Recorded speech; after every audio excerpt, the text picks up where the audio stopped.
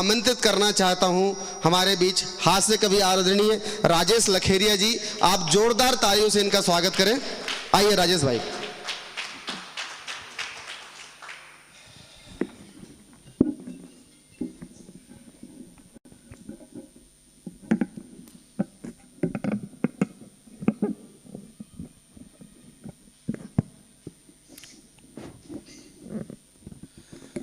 बहुत बहुत धन्यवाद पवन भाई। स्वागत है। आदरणीय प्रीतम भैया ने कहा था कि ये ऐसा कवि है जो कभी दिल्ली का बताता है, कभी मध्य प्रदेश का बताता हूँ। तो भैया मैं बता दूं कि ना मैं दिल्ली का हूँ, ना मैं मध्य प्रदेश का हूँ, मैं पूरे भारत का हूँ। आहा, बढ़िया है। आज क्योंकि 26 जनवरी है, 75वां गणतंत्र दिवस मना रहे हैं, इसलिए मैं कहता हूँ कि ना मैं दिल्ली से हूँ, ना मध्य प्रदेश से, मैं भारत से हूँ। अब कार्यक्रम की शुरुआत में आता हूँ। सबसे पहले माँ सरस्वती को प्रणाम करता हूँ, आप सबकी उपस्थिति को प्रणाम करता हूँ और धन्यवाद देता हूँ पवन भाई को, जिन्होंने इतनी भीड़ को शांत कर रखा है साहब। और एक मैं हूँ जो अकेली पत्नी को शांत नहीं कर पाता हूँ। बढ़िया है, बढ़िया है। गलती उसकी नहीं है। अच्छा, गलती उसकी है ही नहीं, क्योंकि भगवान ने लुगाई चीज ही ऐसी बनाई है जो भूखे रह सकती है, प्यासी रह सकती है, हर दर्द सह सकती है, बस चुप नहीं रह सकती। अच्छा है, अच्छा है। वो चुप रहेगी, और कहाँ चुप रहेगी बताता हूँ। स्वागत है। वो सिर्फ एक जगह चुप रहेगी। अगर वहां चुप नहीं रही तो उसका सारा काम खराब हो सकता है, सारा समय बर्बाद जाएगा और पैसा बर्बाद जाएगा। वो कौन सी जगह है बताता हूं। वो घर पे रहती सब पे भारी। प्रीतम भैया ध्यान दें। स्वागत, स्वागत। वो घर पे रहती सब पे भारी, लेती बोल बोल के जान हमारी। वो घर पे रहती सब पे भारी, लेती बोल बोल के जान हमारी। और शांत सुशील तभी रहती जब, शांत सुशील तभी रहती जब ब्यूटी पार्लर में बैठी हो नारी। हाँ, बढ़िया है, बढ़िया है। ब्यूटी पार्लर में बैठी हो नारी। हाँ, बढ़िया है। आप लोगों का बहुत बहुत आभार, इतनी इज्जत से मुझे बुलाया। काश इतनी इज्जत मुझे मेरे अपने घर में मिलती तो आज छुट्टी के दिन दिल्ली से यहाँ नहीं आना पड़ता। सही है। मैं यहाँ आया इसलिए हूँ और कभी इसलिए बना हूँ साहब, क्योंकि घर में नहीं बोल पाता। अगर घर में ही बोल पाता तो यहाँ बोलने क्यों आता। सबका ही हाल ऐसे ही है। हाँ, और एक दिन तो पवन भैया मेरी पत्नी ने पूछा ही लिया। बोले एक बात बताओ, ये इतना सारा लिख कैसे लेते हो। मैंने कहा छोड़ो, तुम नहीं समझोगी, बहुत दिमाग लगता है। बोली तभी तो पूछ रही हूँ। बढ़िया है। बोली अच्छा चलो छोड़ो, एक बात बताओ, तुम इतना लिखते हो, जगह जगह जाते हो, हाथ से लिखते हो, श्रृंगार लिखते हो, राजनीति पे लिखते हो, कभी हमारी भी तारीफ करो, हमारे ऊपर भी एक दो लाइन लिखो। अच्छा। अब मैं ठहरा कभी आदमी, मैं कहा हार मान लूं। बिल्कुल। मैंने कहा सुनो, सुनाइए। संगमरमर से तरासा खुदा ने तेरे बदन को, संगमरमर से तरासा खुदा ने तेरे बदन को, और बचा हुआ पत्थर तेरी अकल पर रख दिया। बढ़िया है, अच्छा है, अच्छा है। अब भाई साहब क्या कहने, करना पड़ता है। अगर ना कुछ कहें और कुछ कह दें तब भी दिक्कत है। बिल्कुल। और किस प्रकार की परेशानी हो सकती है बताता हूं जी।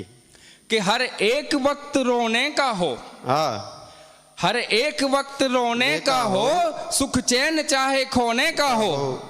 कोई भी स्त्री हो, कोई भी पत्नी हो भाई साहब, वो आप उसे हरा नहीं सकते। और कब हारेगी बताता हूं। हर एक वक्त रोने का हो, सुख चैन चाहे खोने का हो, वो हार स्वीकारती है तभी जब हार कोई सोने का हो। बढ़िया है। अच्छा है। अभी देखिए इस श्रृंगार रस के कवि कवित्री बैठी हैं, अभी आएंगे प्यार मोहब्बत की बातें करेंगे बुंदेला जी। तो साहब मैं बता दूं तो मेरा तो प्यार मोहब्बत से दूर दूर का कोई नाता नहीं। अच्छा। प्यार सबसे नफरत है साहब मुझे। क्यों? साबित करता हूं कि वो जो कहती थी कि मैं मर जाऊंगी तुम्हारे बिना, वो जो कहती थी कि मैं मर जाऊंगी तुम्हारे बिना, और कल ही तीसरा बच्चा हुआ उसका, वो भी हमारे बिना। वो जो कहती थी कि मैं मर जाऊंगी तुम्हारे बिना, कल ही तीसरा बच्चा हुआ है उसका हमारे बिना। इसलिए कहता हूं ये इश्क नहीं आसान, बस इतना समझ लीजिए पवन भैया जी भैया, ये इश्क नहीं आसान, बस इतना समझ लीजिए, और घंटा समझना आएगा चाहे जितना समझ लीजिए। अच्छा है, बढ़िया है, अच्छा है, अच्छा है।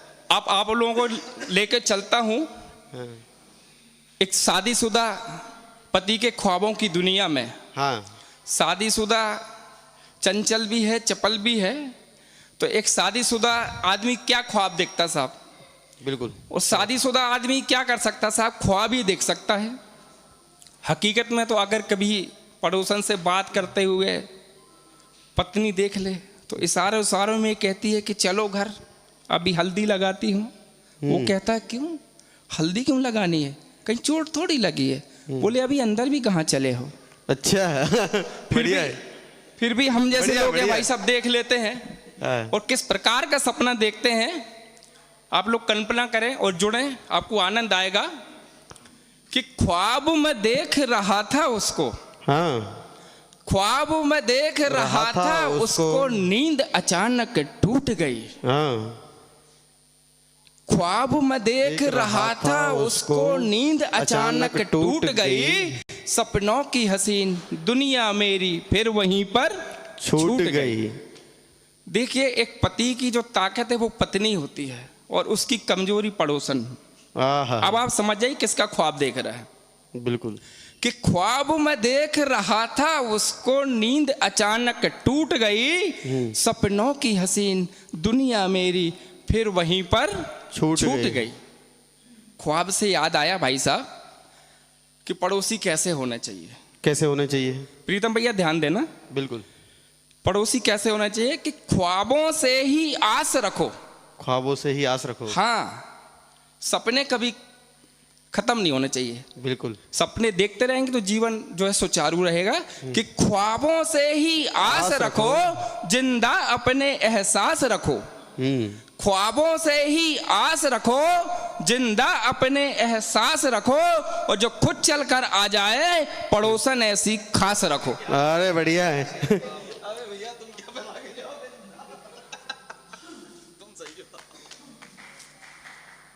बढ़िया है, बढ़िया है। कि ख्वाब में देख रहा था उसको। अच्छा। ख्वाब में देख रहा था उसको, नींद अचानक टूट गई। सपनों की हसीन दुनिया मेरी फिर वहीं पर छूट गई। अब देखिए क्या देखता है आगे कि धीरे से था बुलाया मुझको। हाँ, जो कुंवारे बैठे हैं वो ज्यादा ध्यान दे, उनको आनंद आएगा। उनके मतलब की बात हो रही है कि धीरे से था बुलाया मुझको और प्यार से फिर सहलाया मुझको। धीरे से था बुलाया मुझको, प्यार से फिर सहलाया मुझको। बोली मैं तो तुम पे मरती हूं, क्या तुम भी मुझ पे मरते हो। बोली मैं तो तुम पे मरती हूं, क्या तुम भी मुझ पे मरते हो। छोड़ो बीबी की चिंता तुम क्यों बीबी से डरते हो। बढ़िया है। बोली मैं तो तुम पे मरती हूं, क्या तुम भी मुझ पे मरते हो। छोड़ो बीबी की चिंता तुम क्यों बीबी से डरते हो। और बस इतना कह दो मुझसे कि प्यार मुझी से करते हो। हाँ कहना था मुझको भी उसको। हाँ कहना था मुझको भी उसको, राह वहीं पर रूठ गई। ख्वाब में देख रहा था उसको, नींद अचानक टूट गई। सपनों की हसीन दुनिया मेरी फिर वहीं पर छूट गई। बढ़िया है। अब देखिए साहब, जो भी शादीशुदा लोग बैठे हैं उनसे मेरा हाथ जोड़ के विनम्र निवेदन है कि ये मेरी कल्पना मात्र है। अच्छा। इस पे जरा सा भी अमल करने की कोशिश ना करें, क्योंकि मैं तो सुना के चला जाऊंगा। हाँ। पर आपको सुनाने वाला आपके साथ ही है, तो आपकी बाकी व्यवस्थाओं में व्यवधान आ सकता है। बढ़िया है, बढ़िया है। और बाकी प्रभु की माया, कहीं धूप कहीं छाया। चलो बढ़िया है, बढ़िया है। और अगर करना है तो अनुभव के साथ करना भाई साहब। जैसे हमारे प्रीतम भैया बैठे हैं। हाँ। एक दिन मैंने इनसे पूछ लिया। हाँ। मैंने कहा प्रीतम भैया एक बात बताओ, प्यार शादी से पहले करना चाहिए या बाद करना चाहिए। अनुभव देखिए क्या बोलते हैं। मैंने कहा भैया प्यार शादी से पहले करना चाहिए या बाद में करना चाहिए। बोले गुरु ऐसा है कभी भी कर लो, बस बीवी को पता नहीं चलना चाहिए। बढ़िया, अच्छा है। अनुभव। अनुभव। अब देखिए मंच पे सौंदर्य बरस रहा है, इसलिए मेरा मन कुछ कहने के लिए तरस रहा है। अर्चना जी ध्यान दें कि हर गलती की सजा सॉरी नहीं होती। हाँ, हर गलती की सजा सॉरी नहीं होती और हर खुशी के धन की तिजोरी नहीं होती। अच्छा है।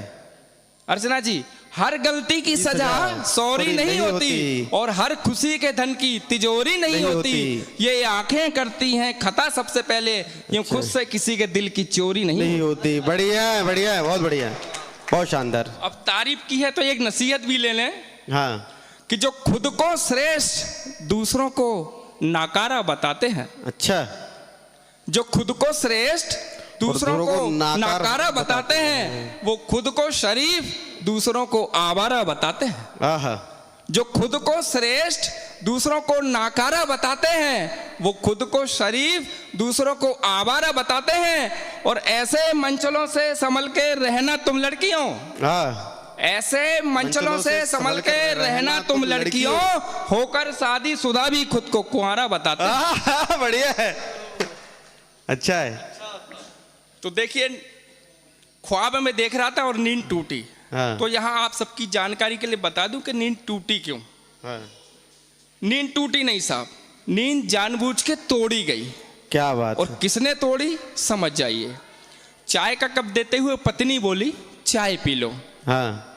और क्या बोलती हैं आप लोग सुने कि माना कि नींद में थे मगर, हाँ, माना कि नींद में थे मगर चेहरे पे रौनक आई थी। आहा।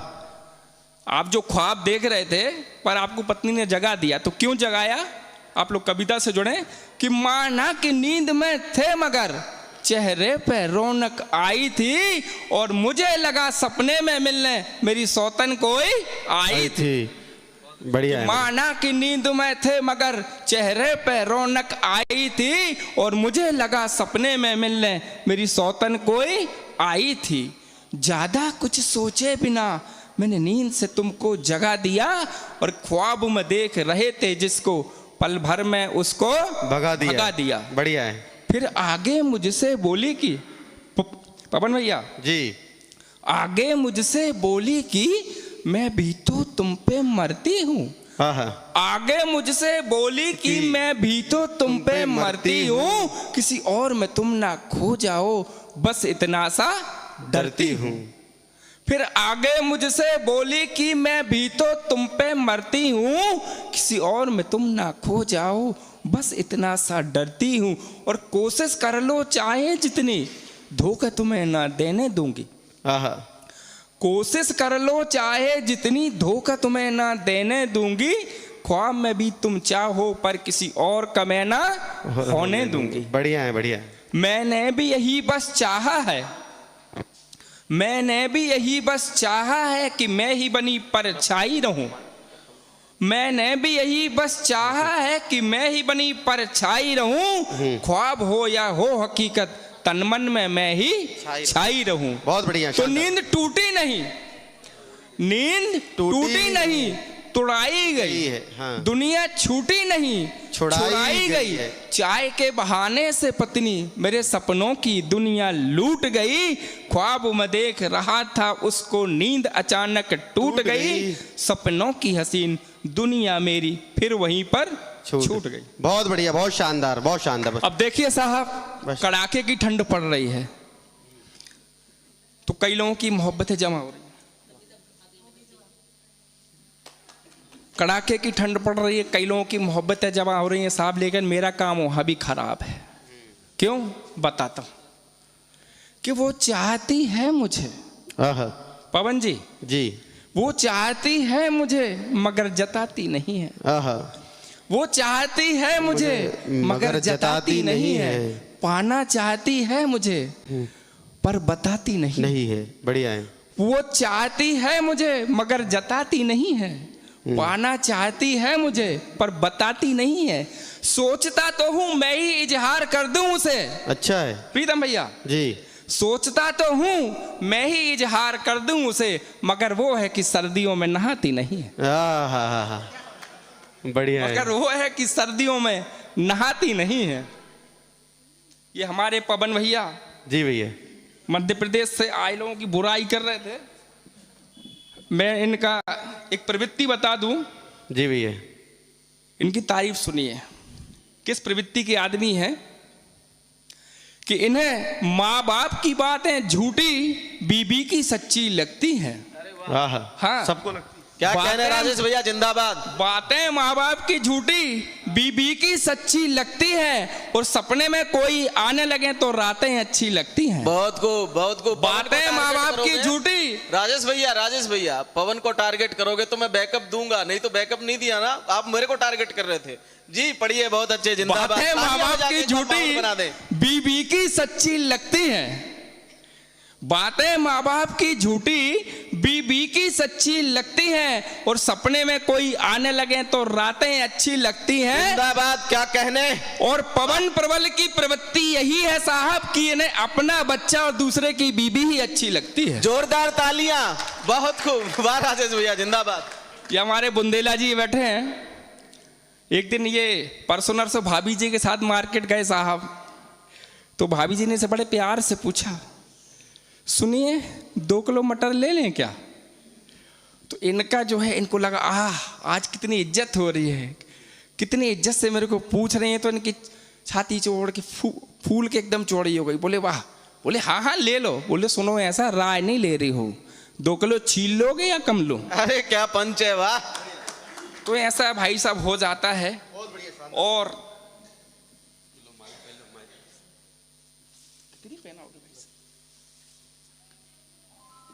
चलिए, अपने स्थान लेने से पहले अपना परिचय दूंगा कि हंसना हंसाना काम है मेरा। हंसना हंसाना काम है मेरा, राजेश लखेरिया नाम है मेरा। हंसना हंसाना काम है मेरा, राजेश लखेरिया नाम है मेरा। और अपनाओ अपनों को सदा, अपनाओ अपनों को सदा, बस यही पैगाम है मेरा। जिंदाबाद, जिंदाबाद। बहुत शानदार। जैसा आप पढ़ रहे थे, इनका नाम लखेरिया की जगह लिखेरिया होना चाहिए। क्या बात है। जिस हिसाब से ये लिखते हैं तो उसके नाम लखेरिया ना करके क्या नाम रख दिया, लिखेरिया।